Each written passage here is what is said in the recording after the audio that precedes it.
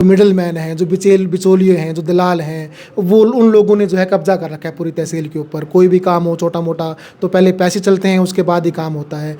इस सिस्टम से कुछ फ़र्क पड़ेगा, बिचौलिए ख़त्म हो पाएंगे। देखो, बाकी आप ये बात मानते हैं कि मिडल मैन कहीं ना कहीं बीच में थे पहले सिस्टम में? नहीं देखो, नमस्कार, मैं कमल लोहान और आप देख रहे हैं सिटी बिग न्यूज़।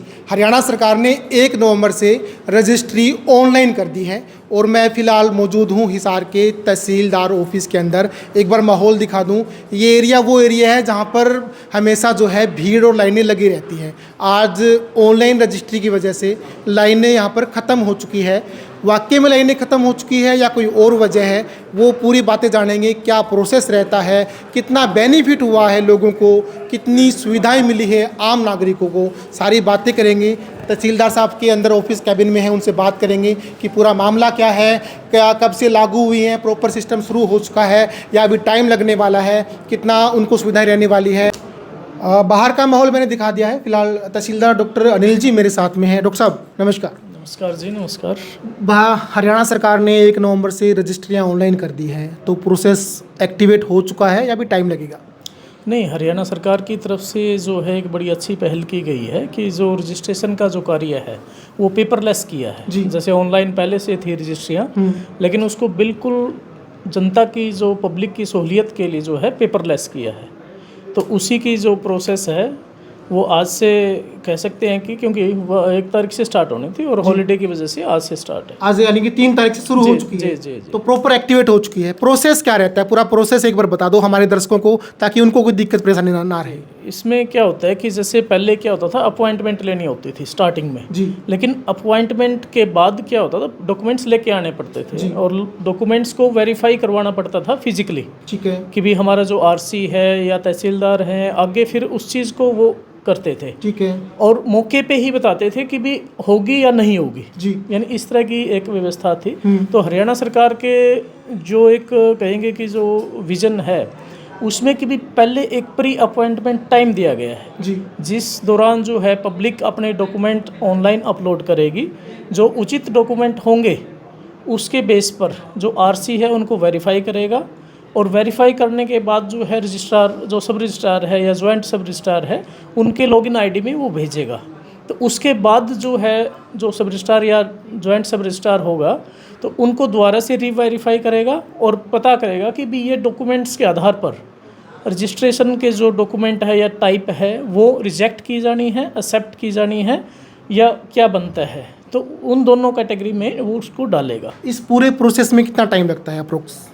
प्रोसेस जो है 5 डेज दिए गए हैं प्री अपॉइंटमेंट के लिए। तो 5 दिन के दौरान जो है एक्सेप्ट डॉक्यूमेंट या रिजेक्ट करना है। तो उसके बाद में 5 दिन के बाद में आपको रिमार्क्स डालने की ओके है या फिर नोट? हाँ, जैसे जो एसआर या जेएसआर जो है फिर वो कमेंट करेंगे कि भी यस, कि भी मैसेज आएगा कस्टमर के पास कि भी वहाँ से आप जो है मैसेज आने के बाद कि आप अपनी अपॉइंटमेंट ले सकते हैं चाहे जिस भी दिन के बाद उसके। तो ये ऑनलाइन कोई पोर्टल है उसकी, अगर किसी किसान को, भाई अनपढ़ इंसान आदमी है, उसको पता नहीं है कि कहाँ मेरे को रजिस्ट्रेशन करवाना है, कहाँ मेरे को डॉक्यूमेंट सबमिट करवाने हैं, तो उसके लिए कोई हेल्पलाइन नंबर, कोई हेल्प डेस्क आपने बनाया हो, कोई पोर्टल की जानकारी किसी तरीके से मिल जाए उनको? जी, जैसे बिल्कुल हरियाणा सरकार की तरफ से जो है डैशबोर्ड बनाए गए हैं। जैसे कि आपके सामने ही विंडो ओपन है यहाँ पर।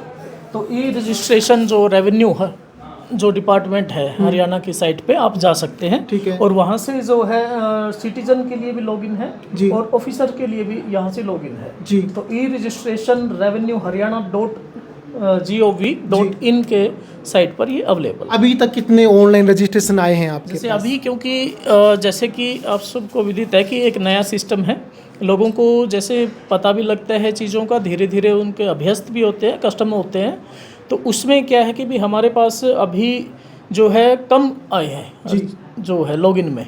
और रजिस्ट्रेशन ऑनलाइन यहीं आके करवाना पड़ सकता है या फिर लोकल कहीं पर भी सीएससी सेंटर पर जाकर करवा सकते हैं? बिल्कुल, अपने मोबाइल से भी कर सकते हैं, लोकल भी कर सकते हैं, सीएससी सेंटर्स से भी कर सकते हैं, डीड राइटर्स के थ्रू कर सकते हैं या जो एडवोकेट्स हैं जो, क्योंकि उनकी एक लिमिट है जी कि भी मैक्सिमम 5 तक ही कर सकते हैं। बाकी डीड राइटर्स के लिए अनलिमिटेड स्कोप है। ओके।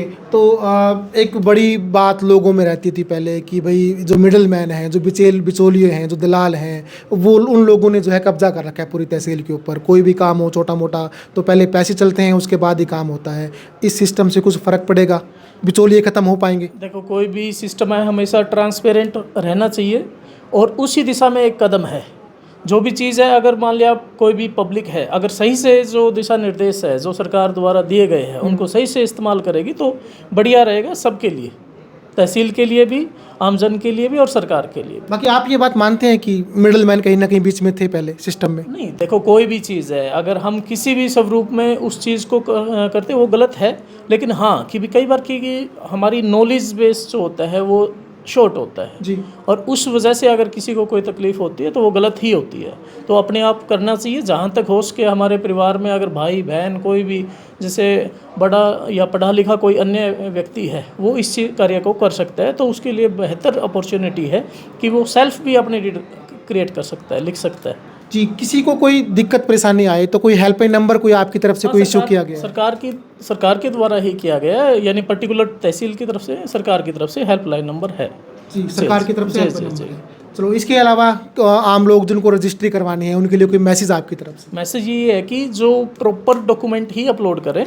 जैसे कई बार क्या होता है, क्योंकि इसकी चार्जेज है जी पर ये अपॉइंटमेंट के जब अप्लाई करेगा जी, तो कोई भी कस्टमर 503 रुपये चार्जेस है। ठीक है। तो उसमें क्या होता है कि अगर रॉन्ग कोई डॉक्यूमेंट मान लिया जो इररेलेवेंट है या रेलेवेंसी जिनकी नहीं बनती, वो उस तरह का अगर अपलोड कर दिया और उसको देखते हुए हमने उसको रिजेक्ट करना पड़ गया, तो वो उसके लिए थोड़ा सा ये होता है कि दोबारा से फिर चार्ज apply दोबारा करना देना पड़ेगा। हाँ, तो उस तरह की व्यवस्था है। इसीलिए जो है हर तरह से उस चीज़ को वेरीफाई करके और जो बढ़िया यानी कहेंगे कि वेल स्कैन्ड डॉक्यूमेंट हो, ऐसा ना हो कि ब्लर्ड है डॉक्यूमेंट, ऐसा ना हो कि ओरिजिनल से कॉपी ना है जी। तो इन बातों का विशेष उसको ध्यान रखना चाहिए। चलो डॉक्टर साहब, बहुत बहुत धन्यवाद जुड़ने के लिए। जी जी, थैंक यू।